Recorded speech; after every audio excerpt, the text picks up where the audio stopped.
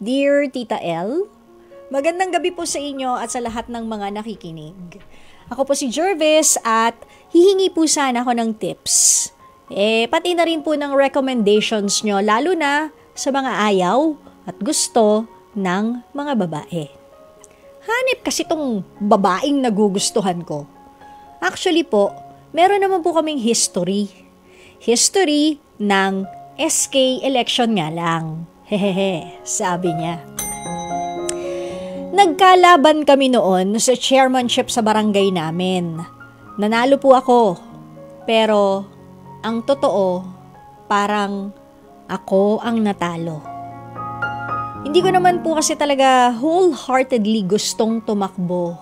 Dati, oo. Pero, nung siya ang makakalaban ko, mas gusto ko siyang manalo. Mas kailangan niya kasi para sa pag-aaral niya at mas deserve niya rin po kasi kayang-kaya niyang pagsabayin yung studies niya at pagsaservice sa youth. At saka bago yon, like ko na po siya, Tita El. Di pa naman love pero gusto at hinahangaan ko na po siya. Ngayon, 2 years na po ang nakalipas at gusto ko na po sana siyang ligawan. Wala naman pong masama doon, di ba, Tita L? Pero, tingin niyo po, ano kayang mga dapat kong i-consider pag nagparamdam muna ako sa kanya? Kasi, hindi nga po kami close. Yun na lang po muna. Sana po mapagbigyan niyo ako. Salamat, Tita L. Galing kay Jervis. Okay, Jervis. Kung hindi mo siya kakilala, bakit hindi ka maghanap ng common friend? Ayan. Bakit hindi ka maghanap ng common link ninyong dalawa? Pwede rin na baka meron kayong projects para sa youth, 'di ba?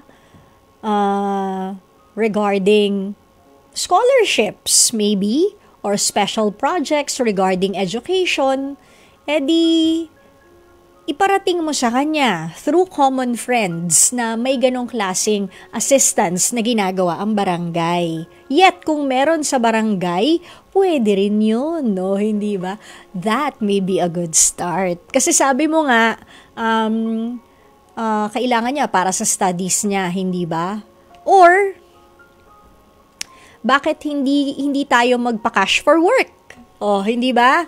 Siguro, bilang parte ng mga kabataan, bakit hindi kayo magkaroon ng tutoring program? Since napagsasabay niya ang pag-aaral at yung sinasabi mo ang public service, I guess, if she would be part of that tutorial for the youth, tapos mako-compensate mo, edi at least fulfilled siya dahil nakapag-public service siya. At the same time, hindi naman umiiyak yung bulsa niya.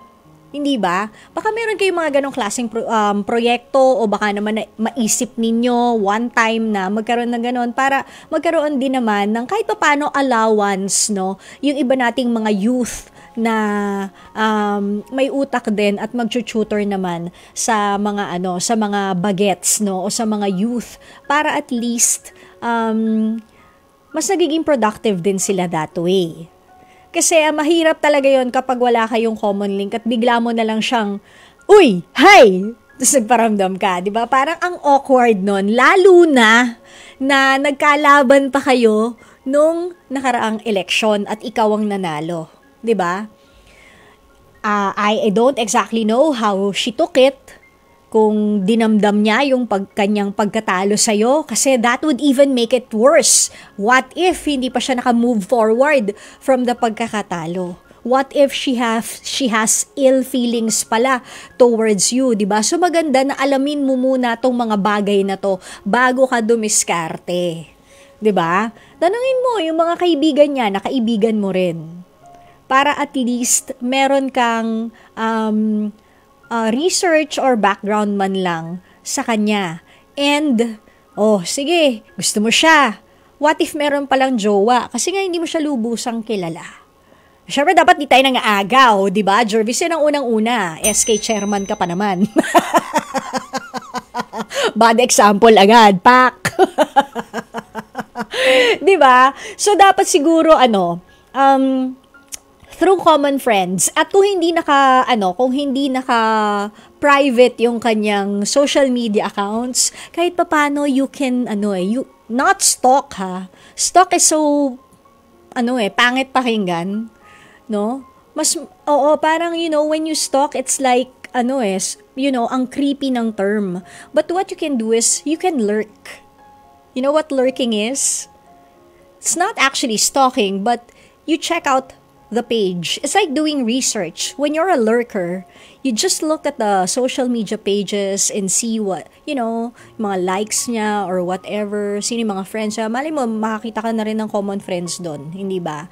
And you just, parang update, di ba? When you lurk, you don't actually comment or react to their posts. You just, breeze through the comments or yung mga posts nila, kung photo, video, reels man yan, ganyan.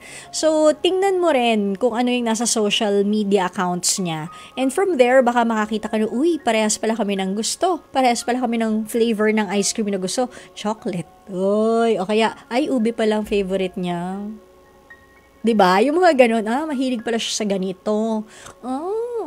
Naging extra pala si Keme. Yan, ganyan. Tingnan mo rin yung mga social media account niya. Baka sakaling meron kang makuha doon. Pero ang pinakang the best is magtanong ka sa mga common friends ninyo, because I'm sure sa liit ng inyong barangay o kung gaano man yan kalaki, hindi po pwedeng wala ka man ng common friend kahit pa hindi taga barangay mo. Malay mo, magka-age kayo, di ba? Magkaiba man kayo ng school or ng estado sa buhay, imposibleng wala kayong common friend kahit isa. Di ba? So magtanong-tanong ka, ask around. Di ba? Ganun lang. Tapos pag tinanong, ba't ka nagtatanong? Sabi mo, wala lang. Kasi last time nakalaban ko siya sa election. Ganun lang. Swabe lang. Di mo naman kailangan i-spell yung T. Ano yun? Kung hindi ka pa dumidiga, nalaman na agad niya. Kung busted ka na agad, pangit. Diba? So dapat, be careful din kung sino yung pinagsasabihan mo. Mag-iingat ka rin kasi baka hindi rin kayo close nun, 'di ba? So ganyan. Tapos tingnan mo kung sino mga friends niya. Malay mo kilala mo yung parents niya. Or baka kilala ng nanay at tatay mo, ang nanay at tatay niya. Uy. Hindi ba? Tapos yung pala nag-aaway din dati. Dynasty pala ito. Chareng!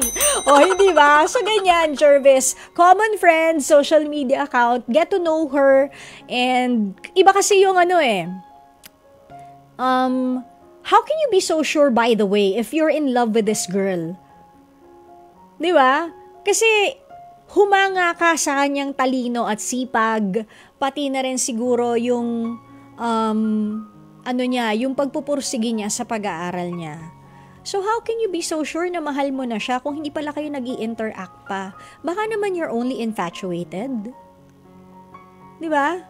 Parang artista na hindi mo pa nakikilala, kuya sa mga real social media sa TV and sine lang, pero mahal mo na, di ba? Baka naman infatuated ka lang or crush mo lang siya. Baka i-assess mo rin yung feelings mo. Pero if you would move forward na gusto man talaga siyang ligawan, balik tayo sa unang comment natin. Common friends and social media. Okay?